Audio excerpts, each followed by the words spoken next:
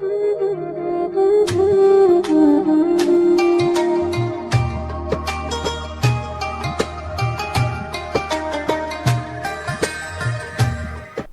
بالله من الشيطان الرجيم بسم الله الرحمن الرحيم وصلى الله على سيدنا محمد وعلى آله وصحبه وسلم طبتم وطاب ممشاكم وتبوأتم من الجنة منزلا السلام عليكم ورحمة الله وبركاته. الحمد لله والصلاة والسلام على رسول الله وبعد. اللهم علمنا ما ينفعنا وانفعنا بما علمتنا وزدنا علما. اللهم فقهنا في الدين وعلمنا التأويل وافتح علينا فتوح العارفين بك يا رب العالمين. Alhamdulillah, segala puji bagi Allah. Allah Subhanahu wa taala masih memberikan kepada kita kesehatan. Allah Subhanahu wa ta'ala mesti memberikan kepada kita hidayah dan taufiknya sehingga kita dapat melanjutkan pengajian kita pada subuh yang berbahagia ini. Dan pada hari ini insyaAllah kita akan melanjutkan bacaan kita di surah Al-Bayyinah. Pada pertemuan sebelumnya kita sudah membahas bersama apa-apa saja yang harus diperhatikan ketika membaca surah Al-Bayyinah ini. Kita sudah membaca ayat 1 sampai 5. Dan pada hari ini insyaAllah kita akan melanjutkan ayat ke-6 sampai ayat ke-7. A'udzu billahi minasy syaithanir rajim. Bismillahirrahmanirrahim.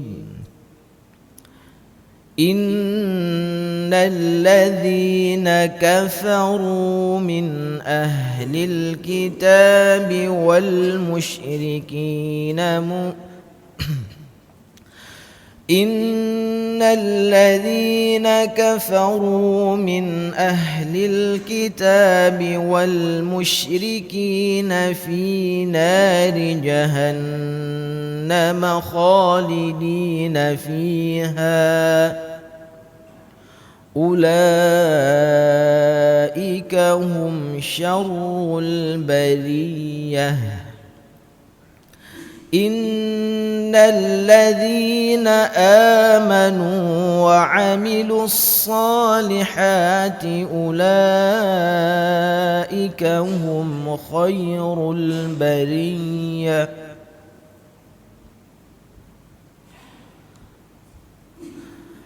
Jazaa'uhum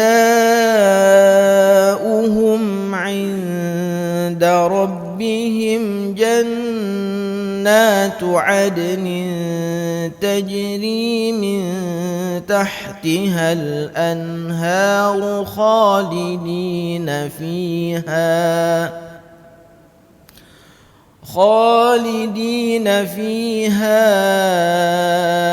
abada. Radiyallahu anhum wa radu anhu. Dzalika liman khashiya rabbah. Baik. Di pertemuan kali ini insyaallah kita akan membahas tentang huruf ra. Bagaimana cara membaca huruf ra. Pada ayat pertama innal ladzina kafaru ra di sini dibaca tebal. Jadi secara umum bagaimana cara membaca huruf ra? Huruf ra itu apabila berbaris atas, bahasa kita bahasa sederhananya berbaris. Oleh ulama kita disebut berbaris. Pada dasarnya artinya berharakah. Fathah dan berharakah dhammah, baris atas dan baris bengkok itu dibaca tebal. Oru. Tapi kalau huruf ra berbaris bawah maka dibaca tipis. Eri. Oru, eri. Kalau ditanya sama orang, dari mana keluar huruf ra? Inilah gambarnya. Ra. Ujung lidah bertemu gusi dekat dengan makhraj sebelumnya huruf nun. Ra. Ra. Uru ini. Cuman ini yang harus diperhatikan. Di huruf ra itu ada sedikit ujung terbuka di ujung lidah kita. Makanya menyatakan bermesitu. Lidah kita yang bermesitu.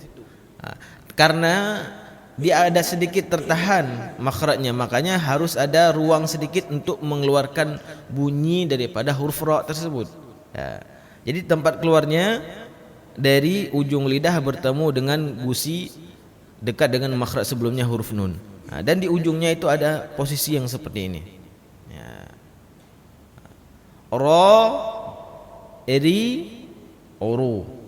Maka ketika kita baca di sini, innal ladzina kafaru, kafaru, dibaca tebal. Kenapa? Karena ra di sini baris bengkok. Di depannya min ahlil kitabi wal musyri, wal musyri, musyrikin. Ra-nya dibaca tipis. Bagaimana? Turunin lidahnya. Wal musyri, kafaru wal musyri. Jadi yang menjadikan huruf ra itu tebal baris atas dan baris bengkok, dan baris bawah menjadikan huruf ra itu dibaca tipis. Wal musyriki. Selanjutnya fi nari, fi nari. Dibaca tipis. Jangan pula nanti di sini dibaca fi nari, fi nari, fi nari. Dibaca tipis. Fi nari. Selanjutnya jahannam khalidina fiha. Di ujung ayat ulaika hum syarrul, syarru, ra-nya dibaca tebal karena ra baris bengkok, syarru. Tapi di ujungnya syarrul bariyah, ra di sini dibaca tipis. Syarrul bariyah, bariyah. Syarrul, ra dari tebal dibaca tipis. Syarrul bariyah. Itu yang harus diperhatikan di ayat ke-6 ini.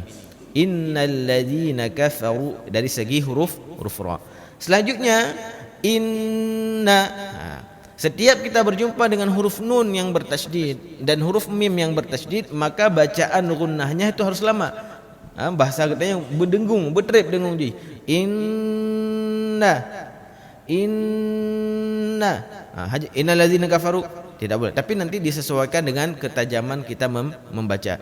Innal ladzina kafaru min ahlil kitabi wal musyrikin. Innal ladzina kafaru min ahlil kitabi wal musyrikin fi nari jahannam khalidina fiha. Meri berat. Ini saya usahakan membaca yang panjang supaya maknanya sempurna. Tapi kalau nantinya tidak bisa dibaca, saya merasa capek karena nafalun hana panjang. Orang tua saya qari, tapi beliau salah satu kenapa saya tidak sukses menjadi qari seperti beliau, karena kepegang entah nafah. Jadi sebisa mungkin diusahakan itu dibaca yang sempurna maknanya, tapi menyohanjit berbeza. Misalkan nepiuh innal ladzina kafaru min ahlil kitabi wal musyrikin. Piuh juga apa? Mesti kaitkan. Tapi kalau mau sempurna seperti yang saya baca tadi, supaya sempurna maknanya. Karena nanti waqaf, jangan sampai gara-gara kita pendek nafas berhentinya kita paksakan juga, dilatih boleh. Yang kahantaji baca Quran gara-gara pendek nafas. Oke, baik. Itu yang harus diperhatikan, huruf ra dan gunnahnya. Innal ladzina kafaru min ahlil kitabi wal musyrikin fi nari jahannam. Punya dalam bahasa Indonesia jidakeun neraka jahannam. Atau jahannam. Urung kadang bengeh jahannam gekeun. Tapi menyata baca Al-Quran harus betreb fi nari jahannam. Nunnya bertasydid, maka harus dibaca lebih lama. Ulaika hum syarrul bariyah. Ketika membaca bariyah harus diperhatikan bahwasanya huruf ya di sini bertasydid. Bariyah. Bahasa sederhananya bemetegan mecut. Tapi hanya mesanta baik barik iya membedakan barik iya sudah menjadi huruf lain. Tapi bariyah karena huruf tasydid itu pengganti daripada ada satu huruf yang lain. Maka ketika kita ucap huruf yang bertasydid berarti kita mengucap dua huruf. Bariyah. Okey, baik. Tetes baca saja ada buk panjang di tapiyuh ba khalidina fiha atau fi nari jahannam jadi tapiyuh. Innal ladzina kafaru min ahlil kitabi wal musyrikin fi nari jahannam khalidina fiha ulaika hum syarrul bariyah. Okey, baik. Di penghujung daripada ayat ini tak marbutah. Tak marbutah ini apabila dia berbaris maka dibaca tak. Tapi kalau dia sukun, artinya ketika kita wakafkan sukun dibaca hak besar. Bariyah.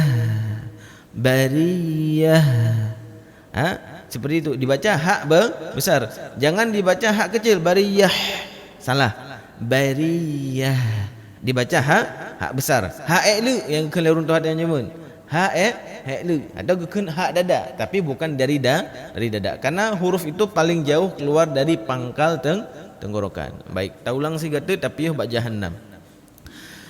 Innal ladzina kafaru min ahlil kitabi wal musyrikin fi nari jahannam khalidina fiha ulaika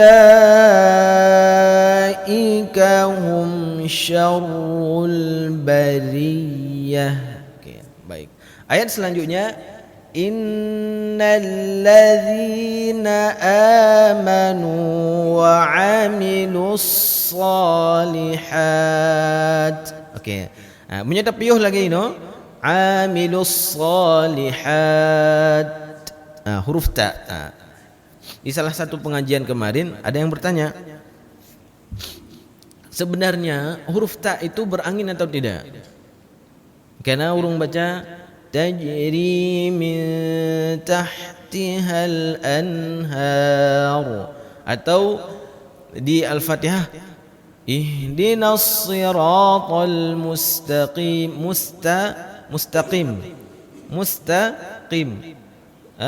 siratal ladzina an'amta alaihim.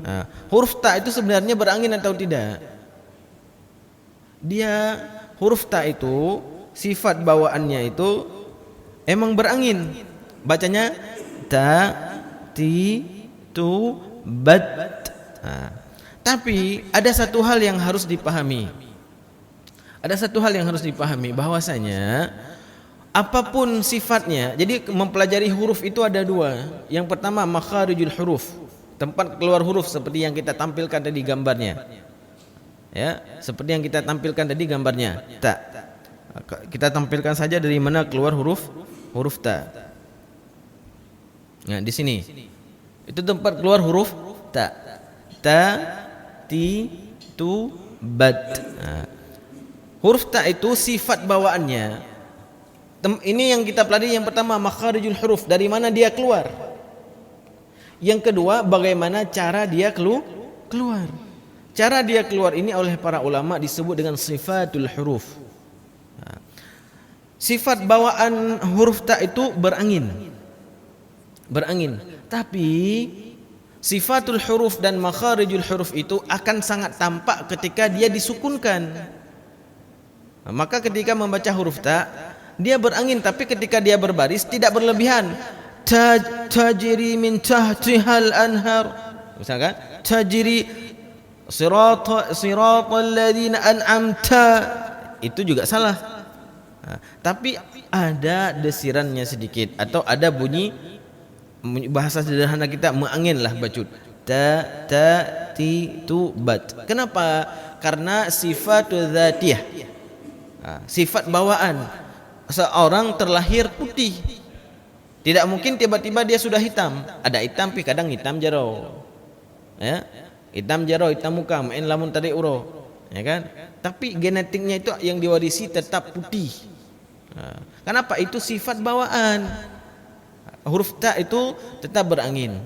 Maka akan sangat tampak ketika disukunkan. Maka ketika kita berhenti wa amilus shalihat. Kalau huruf ta itu tidak dibaca berangin, ini contoh saya bilang. Ini memang identik dengan getahnya urung Aceh dan sebahagian daerah di Indonesia. Ketika membaca ta yang tidak berangin, bacaannya seperti ini.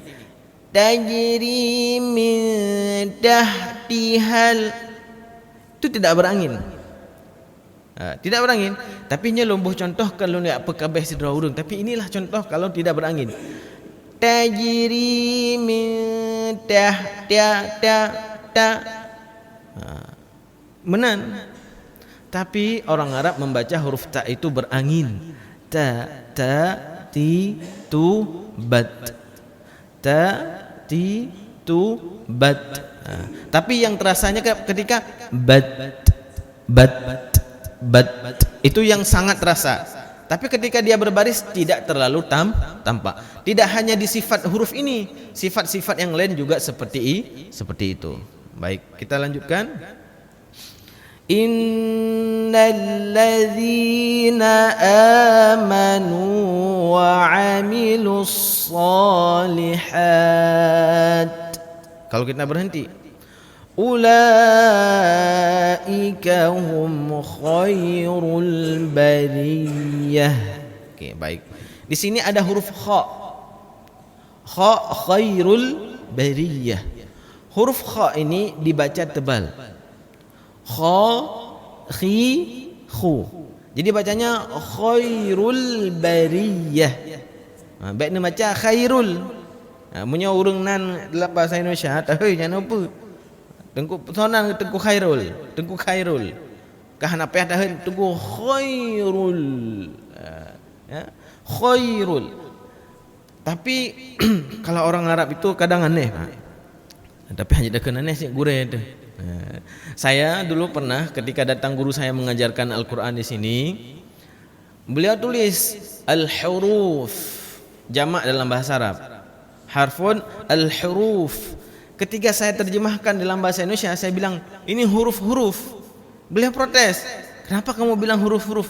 Bilang saja huruf. Saya bilang konteks bahasa Indonesianya beda. Kalau bahasa Indonesia al-huruf itu ditulis dengan ha, dibacanya huruf. Maka kahana coba anak-anak baca huruf. Ibu kem tu. Jadi kalau selain Al-Quran boleh dibaca mutebal mutipis. Nama ada orang khairul umami misalkan. Anak nak baca khairul umami. Kita nyonjek ke pak guru, jik ke dosen khairul umami misalkan. Khairul anam, khairul nas. Nak perle. Kecuali untuk kadang orang Arab. Hei khairun nas. Nak apa? Tapi kalau baca Al-Quran sebisa mungkin, sefasih semungkin, semampu kita dengan usaha kita. Maka dibaca di sini ulaika hum khairul bariyah. Okay. Khoknya dibaca tebal. Tateskan juga orang Cik Lomandum, tapi ya bak amilus salihat. In الذين آمنوا وعملوا الصالحات أولئك هم خير البرية. Ayat terakhir, jazaa'uhum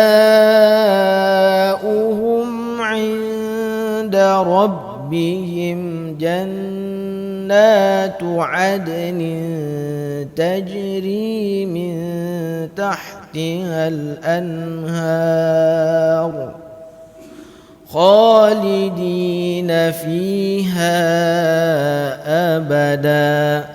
Menyodok nafas ini abada kemudian piu. Ada khalidina fiha, tapi karena terpotong nafas kita terbatas. Jadi yang pertama harus diperhatikan di ayat terakhir, jazaa'uhum. Nah, ini mad bacaan, hukum bacaannya adalah mad. Ini bukan mad jaiz, tapi mad wajib. Maka harus dibaca panjang. Jazaa'uhum. Selanjutnya di ayat ini, inda rabbihim, ra-nya dibaca tebal. Kenapa? Karena ra di sini berbaris atas. Selanjutnya jannatu adnin tajri. Ini hati-hati nih peyuh lagi. Jannatu adnin tajri. Dalam bahasa Arab, jannah satu bentuk tunggal. Jannat artinya banyak surga, beberapa surga. Tajri artinya mengalir.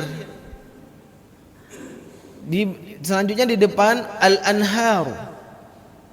Yang mengalir itu apa sebenarnya?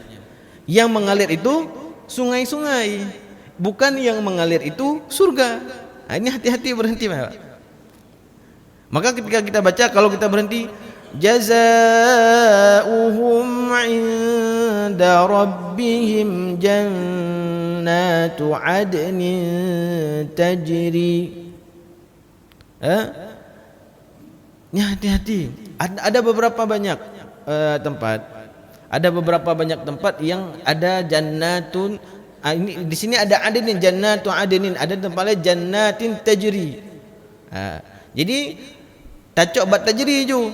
Tajri min menyenda piyuhinan bet tacok lam jannatun adnin tajri. Tapi tajri min tahtihal anhar, mengalir di bawah surga itu sungai. Jadi tidak hanya di sini. Ketika merumpuk untuk tajri, ada anhar, jannat tajri misalkan di banyak surat. Saya tidak sempat tadi merekam. Kalau saya sempat tadi saya rekap semua. Nanti insyaallah ke depan kalau ada waktu saya rekap semua beberapa ayat yang ada tajri dengan jannah. Kita lihat yang bisa dibaca. Jadi jangan salah. Siapa yang mengalir? Yang mengalir itu bukan surga, tapi yang mengalir itu adalah sungai di dalam surga atau di bawah, seperti itu. Karena golomna yang teruk dan surga baru dikasih gambaran oleh Allah Subhanahu wa taala. Dan itu hati-hati, tidak hanya di sini. Khalidina fiha abada. Di sini mad jaiz. Mad jaiz itu di dalam jalur kita membaca tidak boleh membaca dua, boleh dibaca 4 atau 5. Radhiyallahu anhum wa radu. Huruf dhad di sini yang pertama radhi. Dhad apapun barisnya tetap dibaca tebal. Radhi. Ke depan radu lebih tebal. Bukan lebih tebal, tetap tebal. Radhi radu. Jadi jangan dibaca radhiyallah radhi. Dhad ini termasuk huruf yang selalu dibaca tebal. Baik barisnya bawah atau barisnya bengkok atau barisnya baris atas. Radhiyallahu anhum wa radu an. Ketika kita berhenti an, jangan sampai di nun saja. Radhiyallahu anhum wa radu an. Nyan nun saja ni piu, tapi menyum an ada hak yang sukunkan. Dzalika liman khasyiya rabbah. Berjumpa lagi dengan huruf kha.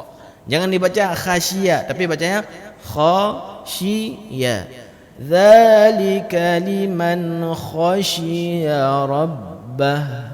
Okey, baik. Kita tes baca ayat terakhir. Jazaa'uhum 'inda rabbihim jannatu 'adnin tajri min tahtiha al-anharu khalidina fiha